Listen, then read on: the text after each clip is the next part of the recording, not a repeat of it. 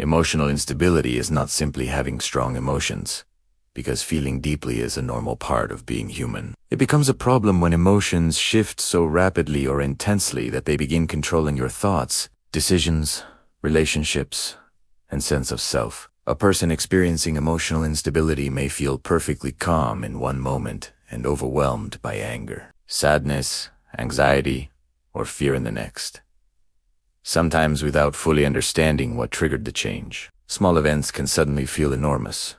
A delayed message can create panic.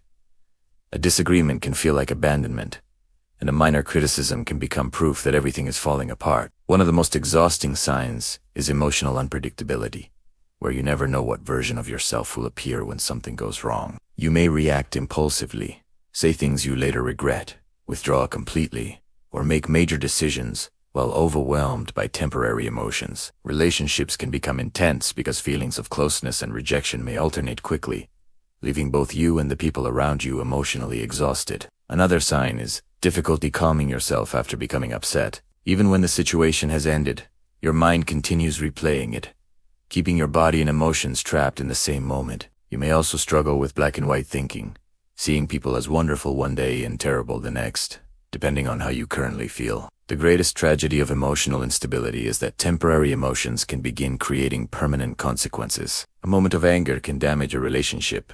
A moment of fear can destroy an opportunity. And a moment of despair can convince you that your entire future is hopeless. Recognizing these patterns is not about labeling yourself or assuming that every emotional reaction is unhealthy. Stress, grief, exhaustion, and difficult circumstances can affect anyone's emotional regulation. The important question is whether intense emotional changes are persistent, difficult to control, and repeatedly interfering with your life. Healing begins when you learn to create space between feeling and action. You do not have to obey every emotion simply because it feels powerful. Pause before responding.